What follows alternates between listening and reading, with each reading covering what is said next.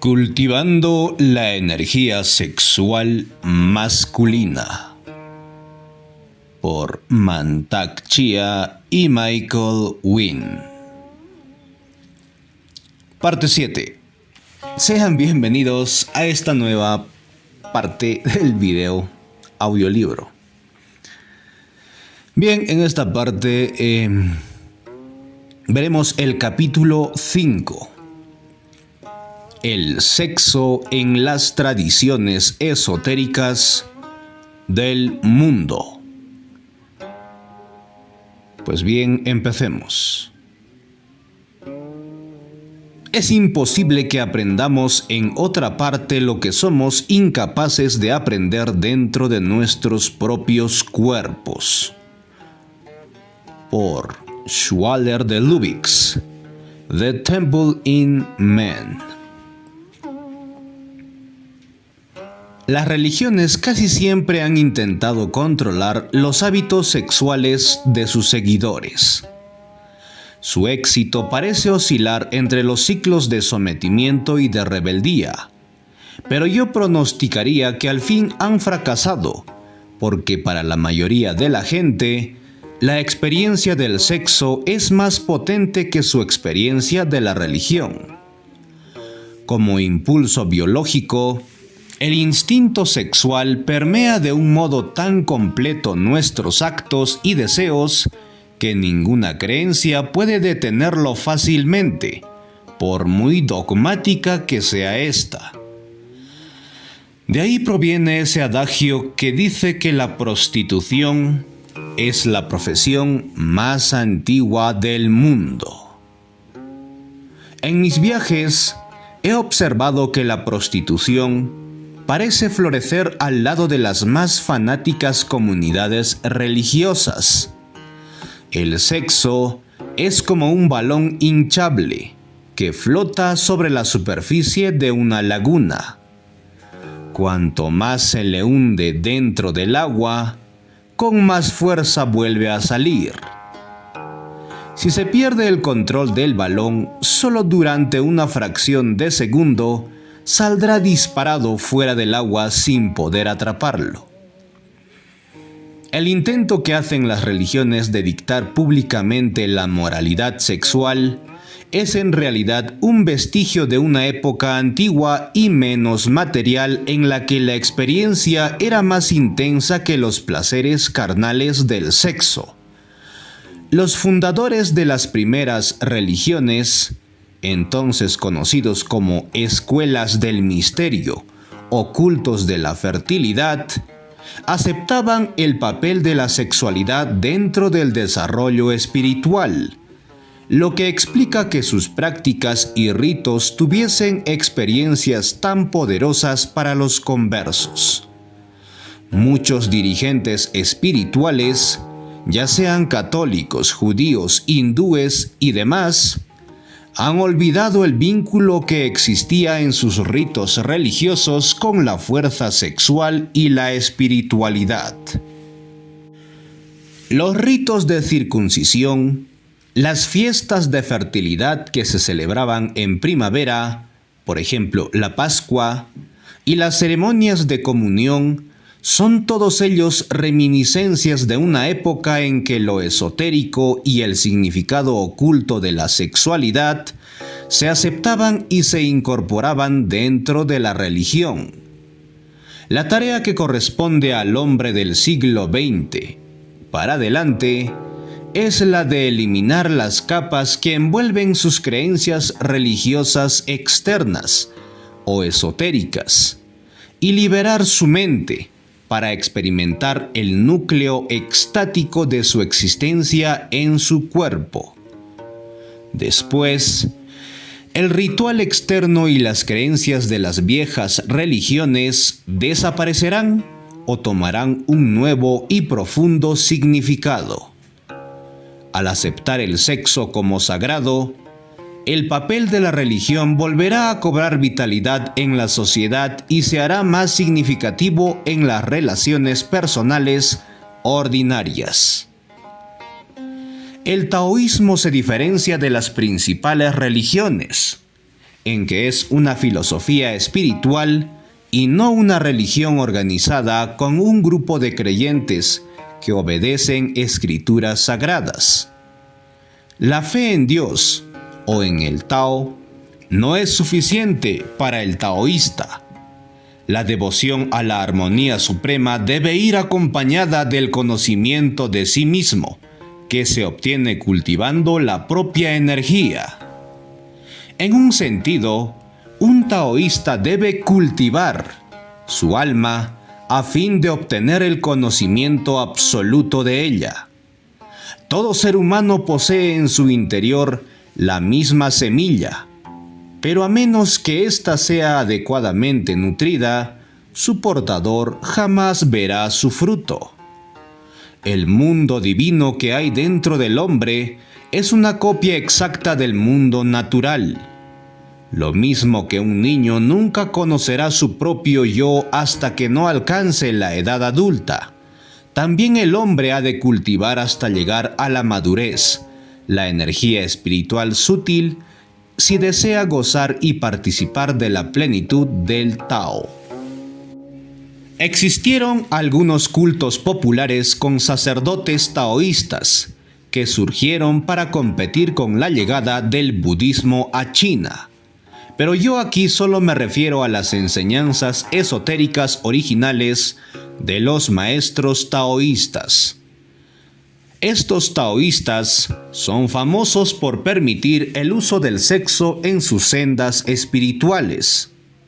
Hubo muchas sectas taoístas que tuvieron origen en las 5 montañas sagradas de China, y cada una de ellas resaltaba aspectos diferentes del cultivo chi en su desarrollo espiritual.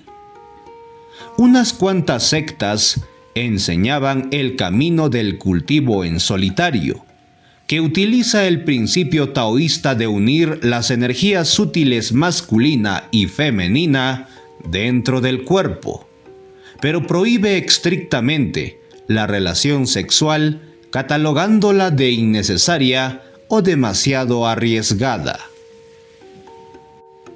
La práctica del cultivo dual fue ampliamente aceptada por la mayoría de los taoístas por sus virtudes higiénicas y espirituales. Incluso en estas escuelas, el peligro de crear fuertes lazos con la pareja se reconocía como un posible obstáculo para aquellos que aspirasen seriamente a la inmortalidad y a gozar de la unión absoluta con el Tao. Este vínculo sexual nunca fue considerado pecaminoso y no se fomentó ningún sentido de culpabilidad como ocurre en la tradición cristiana. Llegar a unirse sexualmente con la pareja solo significa que el aspirante yogi podría experimentar solo la unión de un hombre y una mujer en esta vida, en vez de la gran unión del cielo y de la tierra.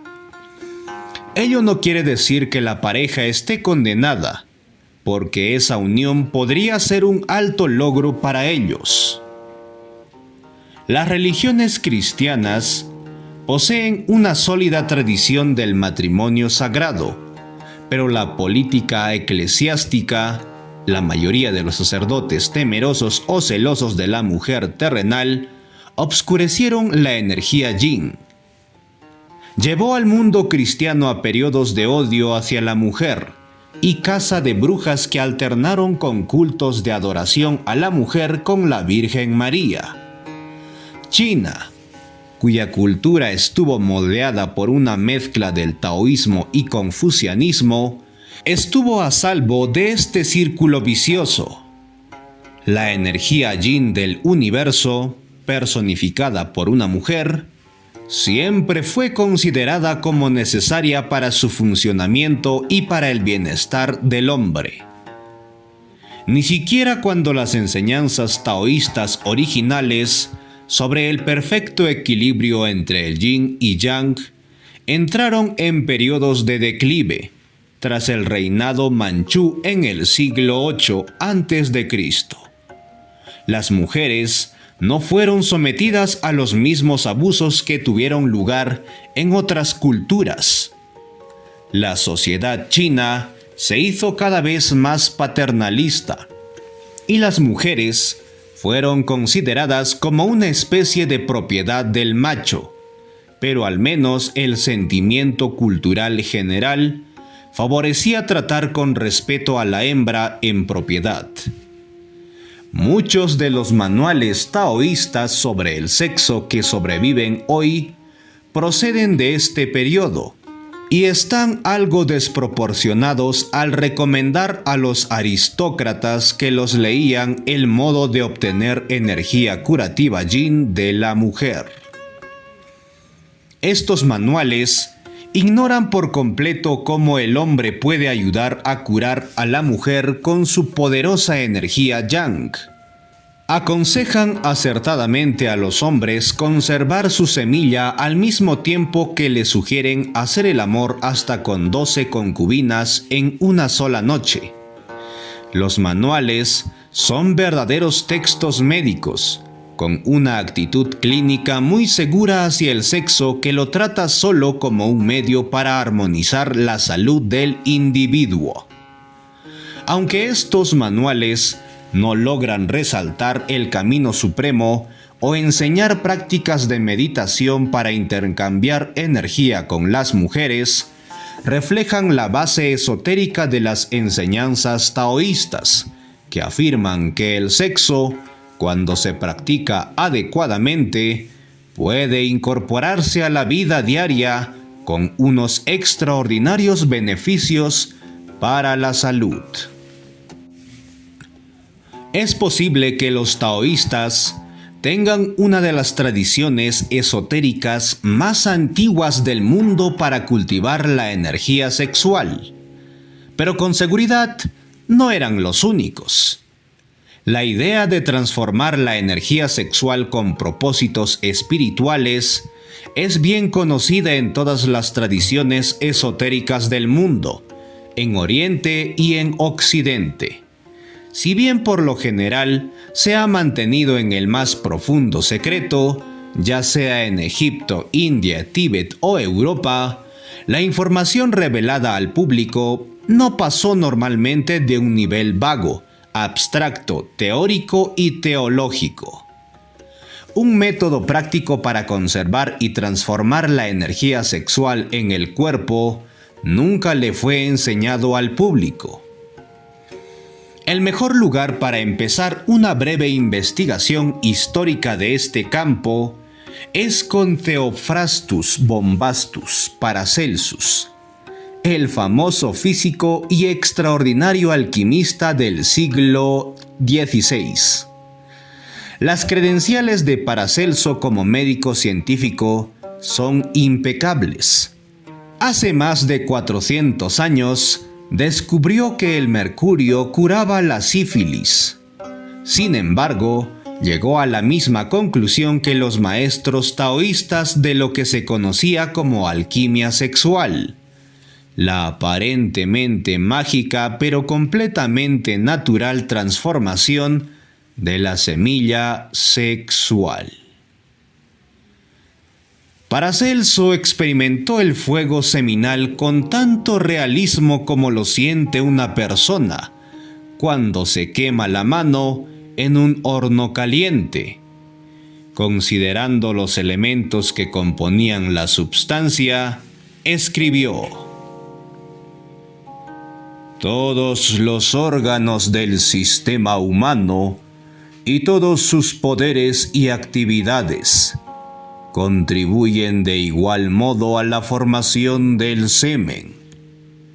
El semen es, por así decir, la esencia del cuerpo humano, que mantiene todos los órganos de este último en un estado ideal.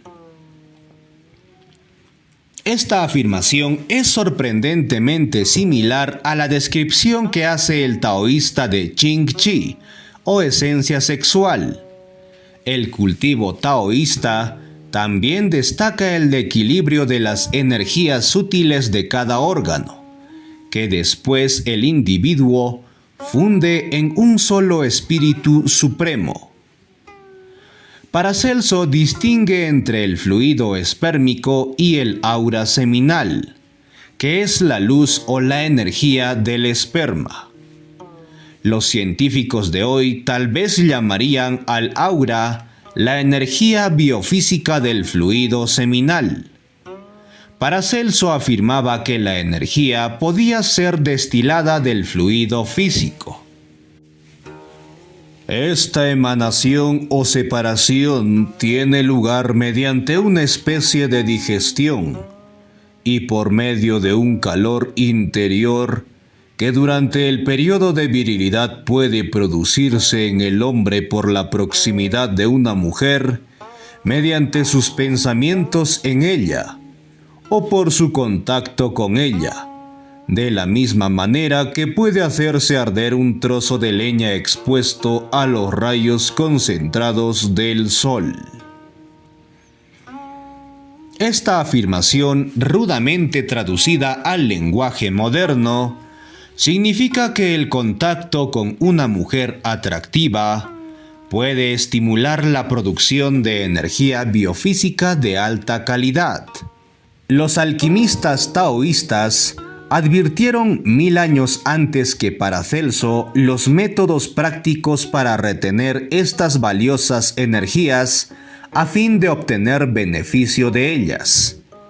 Si volvemos del alquimista del Renacimiento a un gran experto británico en la práctica tántrica hindú, Sir John Woodruff, descubrimos los mismos principios.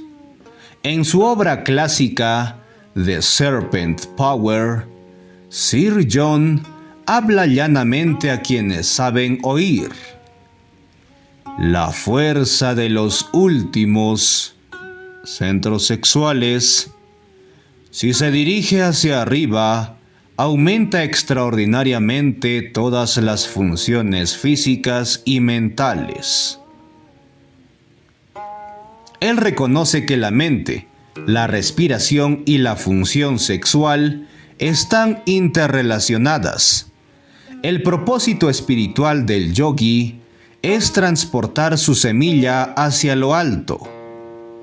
Esta semilla libera las energías pránicas, también conocidas como la fuerza Kundalini, que asciende por la columna hacia los chakras superiores o centros de la función espiritual.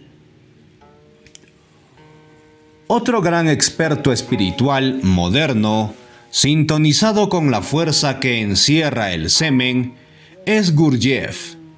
Según este maestro, ciertas personas entendieron que, por medio de las sustancias Exioheri o esperma formado en ellas, era posible perfeccionarse a uno mismo. Añade que esta autoperfección podría probablemente realizarse por sí sola, absteniéndose de la eyección a la manera acostumbrada de estas sustancias formadas en ellas, llamada esperma. Gurdjieff mantiene que normalmente esta autoperfección no puede alcanzarse solo reteniendo el semen, sino que requiere una técnica que libere las energías de la semilla. Está totalmente de acuerdo con Paracelso y los taoístas en este punto. Sin excepción, los expertos en el tema de lo oculto conocen el poder seminal y que esa sustancia debe almacenarse y transformarse para conseguir un alto desarrollo. El distinguido mago Kenneth Grant escribe: por eso la función del semen en los tantras consiste en desarrollar el cuerpo de luz, el cuerpo astral, el cuerpo interno del hombre, a medida que el fluido vital se acumula en los testículos, es consumido por el calor de la serpiente de fuego y los vapores sutiles o perfumes de este semen transformado sirven para fortalecer el cuerpo interior. La mayoría de los expertos coinciden en la necesidad de acumular fluido seminal y transformarlo mediante la aplicación de calor interno. En la práctica china, nos referimos a ello como hervir el fluido seminal para obtener su vapor. El primer paso para liberar esta inmensa vitalidad es la conservación del semen en el acto sexual. El moderno maestro espiritual americano Da Free Young también resalta la necesidad de conservar la fuerza seminal. Debemos hallar el modo de disfrutar de las relaciones íntimas por el que la vida no se pierda.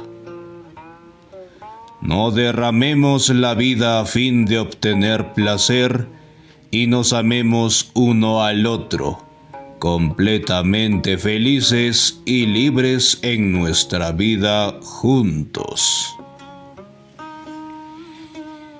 La pérdida de la vida a la que Da Free Young se refiere es la eyaculación. Él considera el uso adecuado de la fuerza sexual, sin eyaculación y un verdadero sentimiento de amor entre los cónyuges, como la clave para la evolución del ser humano. Resalta la importancia del amor por su ayuda a la transmutación espontánea de la semilla hacia sus centros supremos de divinidad. En esto está completamente de acuerdo con los demás maestros espirituales, alquimistas, yogis, magos y místicos coinciden unánimemente sobre este punto fundamental. Otro punto de vista sobre la semilla vital se encuentra en las obras de un eminente cabalista y poeta, Carlos Suárez. La tradición cabalística esotérica tuvo su origen en el antiguo Egipto. Suárez destaca que el desarrollo de la voluntad de retener la semilla es idéntico al desarrollo de su verdadero yo.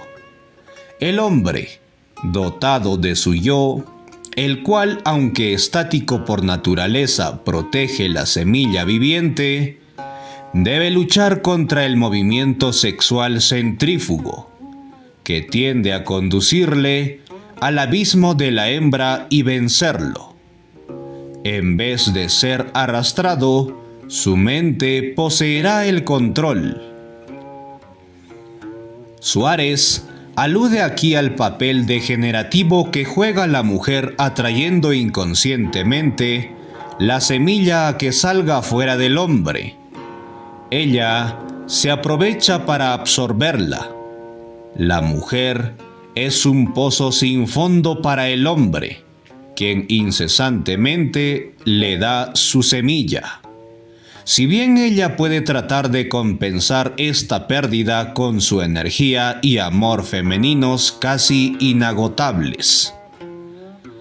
Podríamos ampliar este capítulo e incluir en él por entero todo lo que se ha escrito sobre iniciación. Hay numerosas obras escritas por maestros que han sentido los poderes del semen transmutado por el calor vital. Cuando Moisés estuvo vagando por el desierto durante 40 años, él habla en la Biblia de su experiencia con una serpiente de fuego.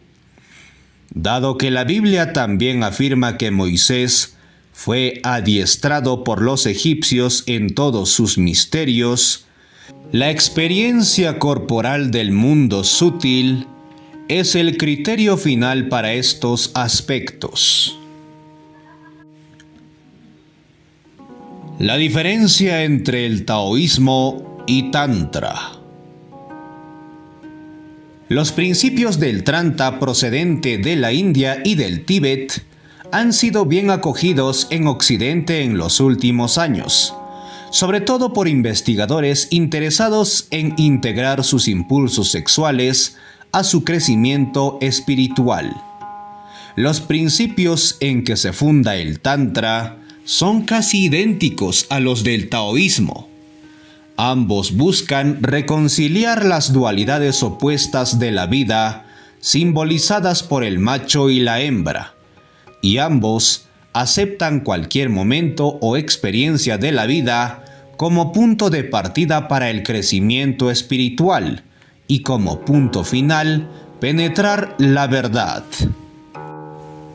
Keith Daumen, erudito occidental y practicante del budismo tántrico tibetano, lo expresó sucintamente: privemos al yoga tántrico de su terminología arcana y descubriremos una simple técnica de meditación.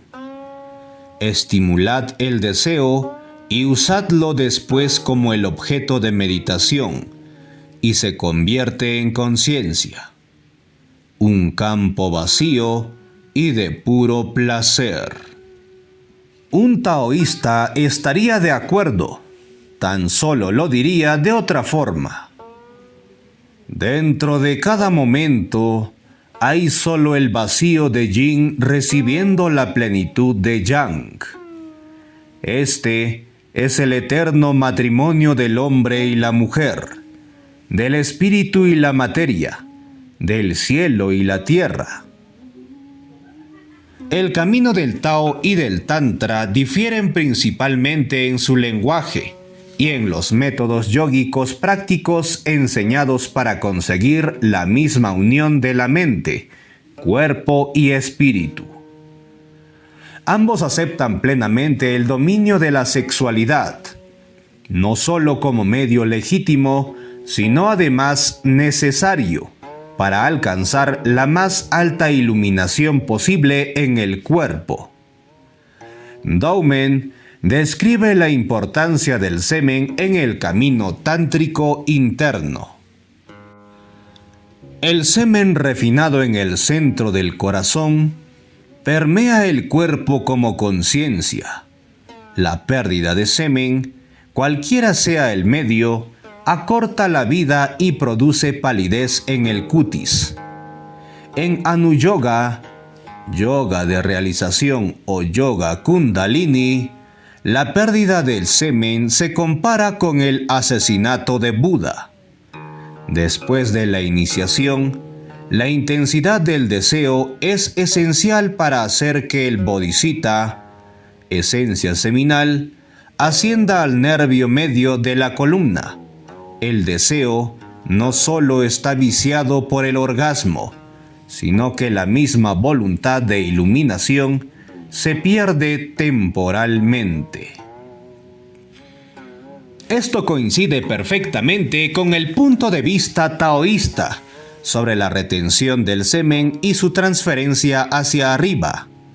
La diferencia consiste en que los taoístas no personifican las energías sutiles con un panteón de seres divinos.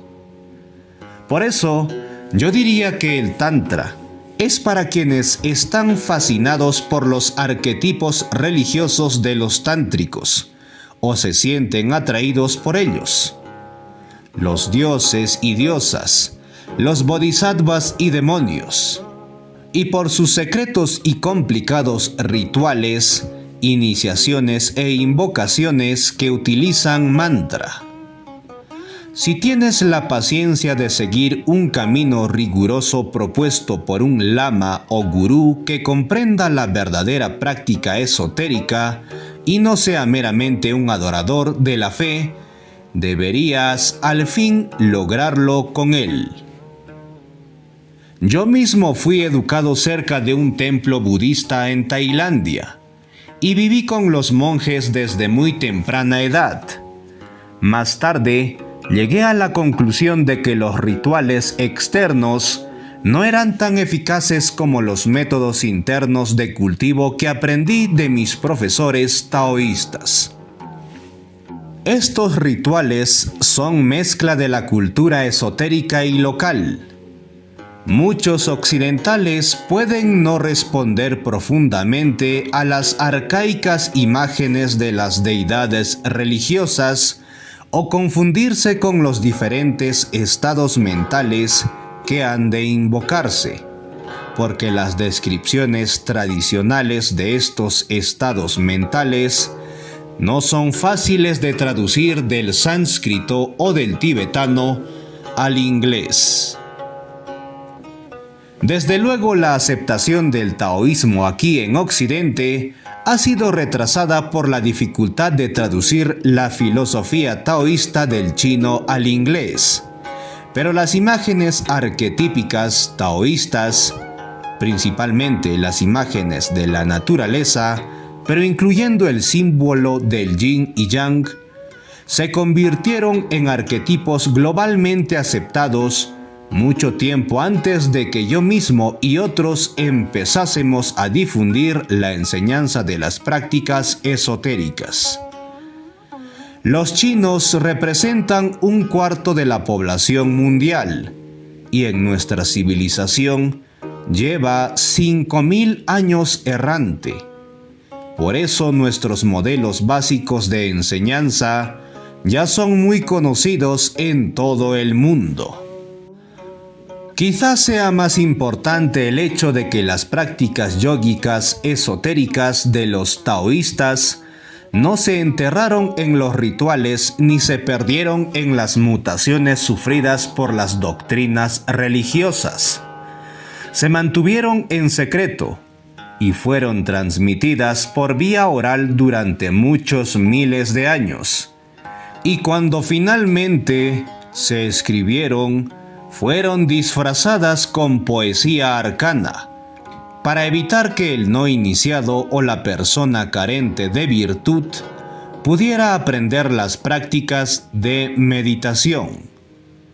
Pero gran parte de este conocimiento esotérico fue conservado y más desarrollado por acupuntores y herbolarios taoístas, lo que ayudó a que las enseñanzas místicas continuaran siendo prácticas y estuvieran basadas en la utilización de la energía chi para curar las funciones corporales. Otro ejemplo de ello es el arte taoísta del Tai Chi Chuan, una forma maravillosamente polifacetizada que al mismo tiempo es un medio de defensa personal, una alegre danza, una meditación metafísica sobre yin y yang, un ejercicio físico curativo y una invocación ritual de las energías cardinales que cualquiera puede experimentar observando la actuación de un maestro.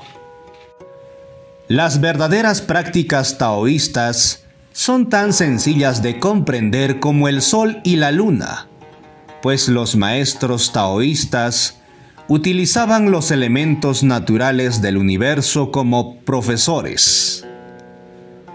Ellos observaban cómo vivían y morían las plantas y los animales, cómo el tiempo atmosférico tenía su propio metabolismo y cómo sus energías sutiles, las de los observadores, variaban con las estaciones, la inclinación de la Tierra hacia el Sol y las estrellas y las fases de la Luna.